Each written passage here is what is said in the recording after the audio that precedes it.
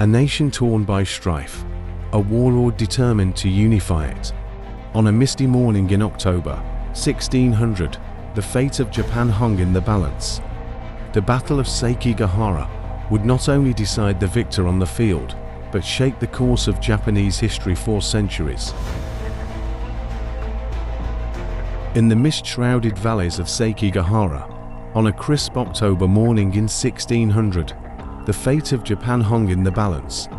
Two massive armies faced each other, one led by the brilliant and patient Tokugawa, Ieyasu, the other by the proud Ishida Mitsunari. Both sides sought control of Japan, and the battle that was about to unfold would shape the country's destiny for the next 2 centuries. This is the story of Sekigahara, a tale of loyalty, betrayal, and one man's rise to supreme power. The root cause of this monumental clash was the power vacuum left after the death of Toyotomi Hideyoshi, the great unifier of Japan. Hideyoshi had managed to bring the fractious clans of Japan under his control, but his son and heir, Toyotomi Hideyoshi, was still a child. With Hideyoshi's death in 1598, Japan lacked a strong central leader, and the country began to fracture once more. Two rival factions emerged: the Eastern Army, led by Tokugawa and Ieyasu, and the Western Army, led by Ishida Mitsunari, a loyal retainer of the Toyotomi family. Ieyasu, one of the most powerful daimyos in Japan, sought to seize control and finish what Hideyoshi had started, unifying Japan under his rule.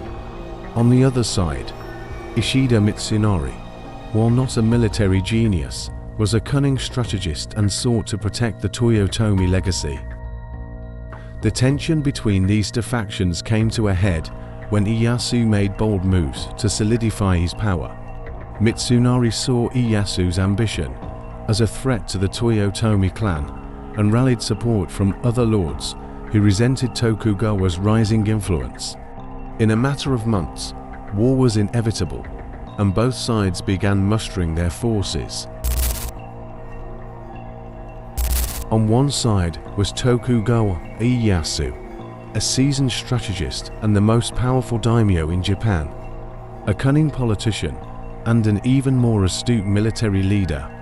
Ieyasu had long been one of Hideyoshi's trusted allies, but now his ambitions extended to the throne. His goal was clear: eliminate the Toyotomi loyalists and secure his rule over a unified Japan. Ieyasu's leadership, battle experience, and network of alliances made him the strongest contender for power. On the opposite side stood Ishida Mitsunari, an administrator more than a warrior. But despite his lack of battlefield prowess, Mitsunari was determined, gathering a coalition of Toyotomi loyalists, as well as daimyos dissatisfied with Ieyasu's growing power. While Mitsunari lacked charisma and military skill, his political acumen allowed him to form a large army, consisting of some of the most formidable warlords of the era, including Yukita Haidai and Shima Seikon. It's October 21st, 1600. Sekigahara, a small valley in central Japan, is shrouded in fog as dawn breaks. The two armies stand arrayed across from one another: Tokugawa Ieyasu's Eastern Army, numbering around 75,000 men, and Ishida Mitsunari's Western Army, which is slightly larger, 80,000 strong. But this would not be a simple test of numbers. The air is thick with tension. Ieyasu's samurai, veterans of countless campaigns, stand ready. Mitsunari's forces, too, are prepared, but the Western Army is less cohesive. Many of its generals, like Kobayaka Hideyoshi, are wavering in their loyalty. Their hesitation will soon prove fatal. In the months leading up to this fateful day, both Ieyasu and Mitsunari had engaged in a series of rapid maneuvers, gathering allies and trying to outflank one another. Ieyasu, ever the shrewd commander, had taken calculated risks, even marching his forces through treacherous terrain to gain an advantage over Mitsunari. Both armies had been inching towards Sekigahara for weeks, and when they finally arrived, the fog-draped valley would become the stage for the bloodiest conflict Japan had ever seen. Mitsunari's forces had seized key positions on the surrounding hills, giving the Western army a tactical edge. However, Ieyasu had a secret weapon. Tokugawa Hideyoshi, a daimyo in Mitsunari's army, had secretly promised to defect to the Tokugawa side. Imagine the battlefield, the air thick with mist, the cries of samurai echoing through the valley.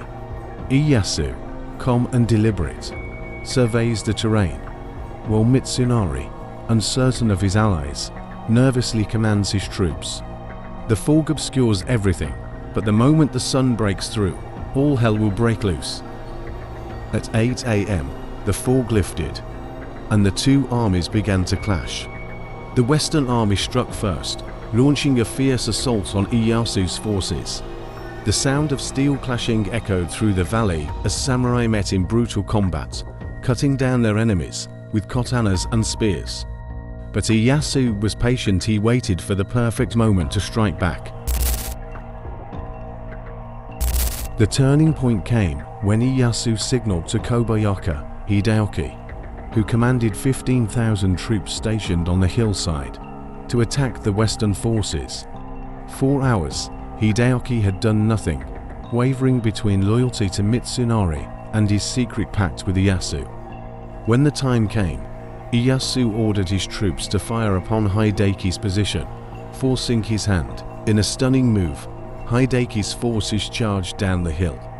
But instead of attacking Ieyasu, they turned against Mitsunari's troops, throwing the Western army into chaos. This betrayal shattered Mitsunari's lines. In the confusion, the Western forces began to crumble as Ieyasu's army pushed forward, exploiting the disarray. Samurai and ashigaru fell in the thousands, and Mitsunari's dreams of victory were dashed in an instant. With Tokugawa's defection, the battle's outcome was sealed. Ieyasu's army surged forward, cutting through the disorganized Western troops. By the afternoon, the battle was over, and the Eastern army stood victorious.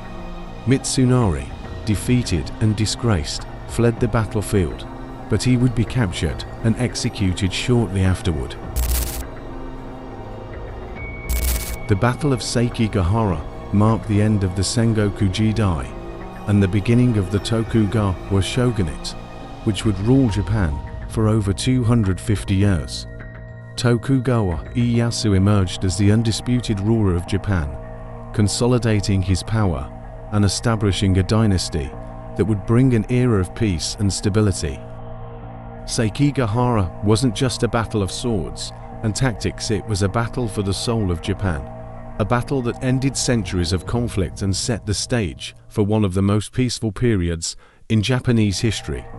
The legacy of the battle endures, as the unification of Japan under the Tokugawa shogunate shaped the nation's culture, politics, and future for generations to come. Thank you for watching. If you found this story of strategy and power fascinating, make sure to hit that like button and subscribe to the channel for more deep dives into the battles that shaped our world. Let me know your thoughts on Tokugawa Ieyasu's strategy at Sekigahara in the comments below. Until next time, stay curious, stay hungry for a history.